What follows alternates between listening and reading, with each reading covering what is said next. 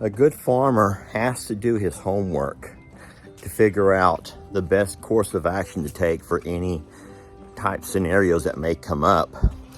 And so before I do anything with my scarecrow creations, I'm going to go out and test out a few of my costume masks to see the effect they have on, well, the animals.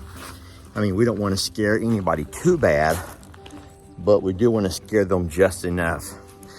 You guys come along with me. I see our first, let me turn my camera around.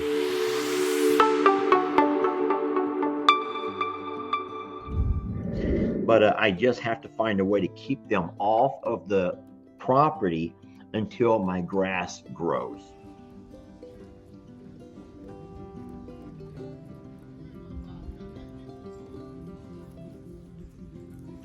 And they see, get out of here, you sorry bastards, you're dead to me. And this guy running and screaming at these birds.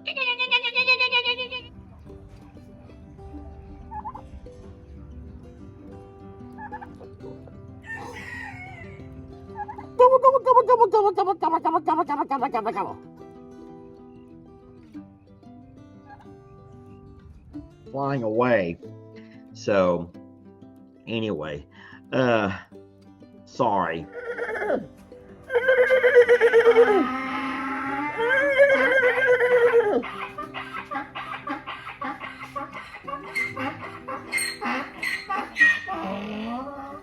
It is a guinea issue. That's been my biggest issue, but I do have plans to go out here in a couple of minutes.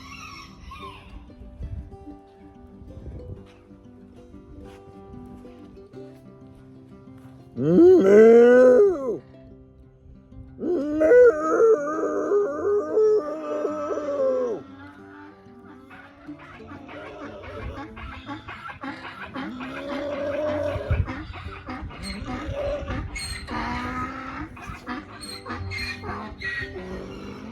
Platoons after platoon after platoon. The entire platoons formed this battalion.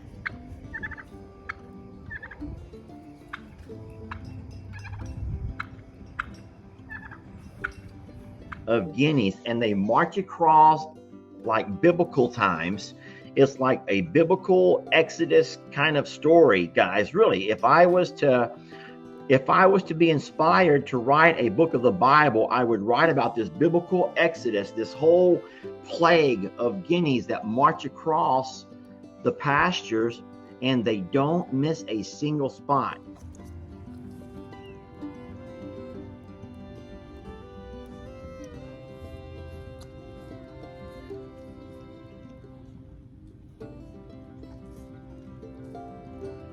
I can't find a single seed, which means that these guys are coming across there and they're eating everything. It's kind of like when these guys go on a search party and these police officers, you know, they all line up side by side because they don't want to miss a square inch.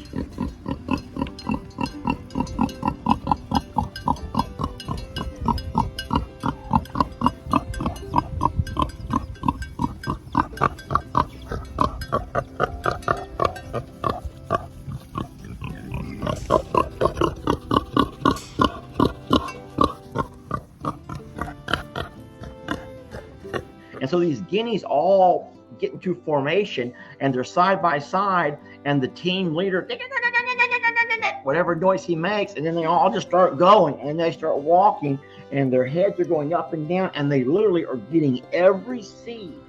Hey, Billy.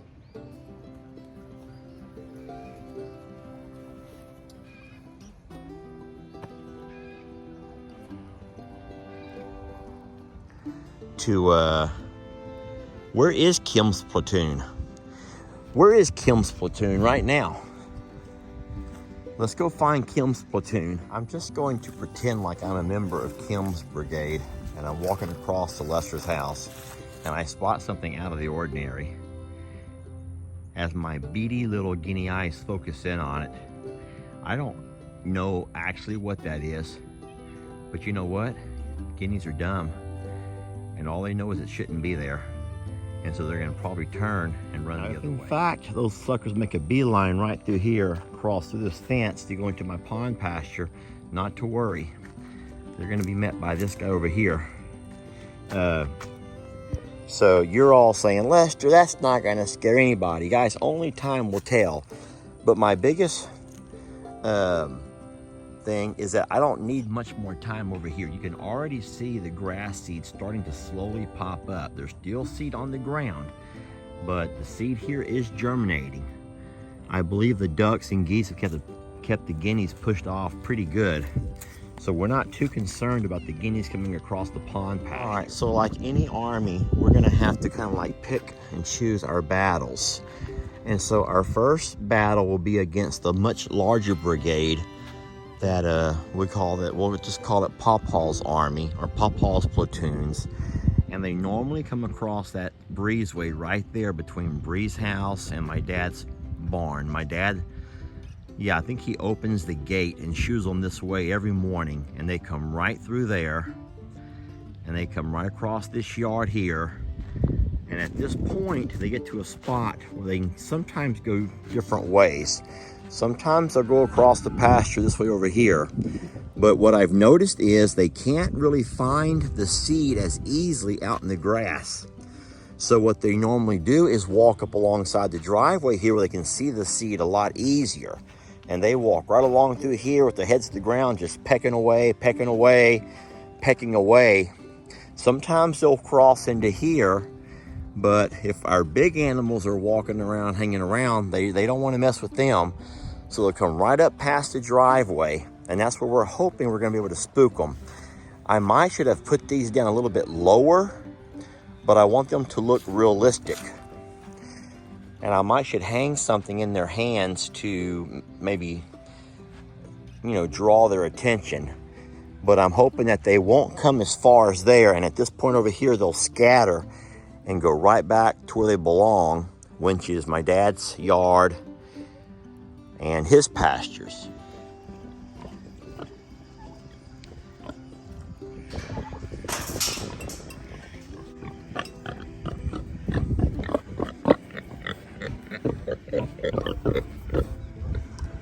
The struggle of trying to find just perfect scarecrow that's not going to scare my own babies, but it is going to terrify them guineas. It's not easy.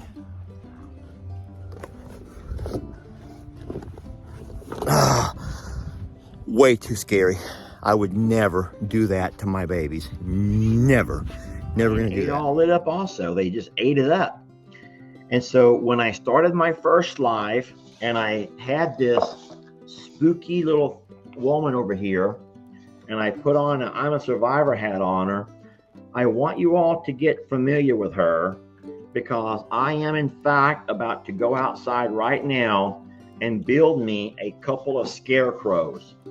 I am going to go out and build me a couple of scarecrows. Isn't it dumb that guineas can't just follow rules? Seriously, isn't it dumb that guineas and some people just can't follow rules? It's private property.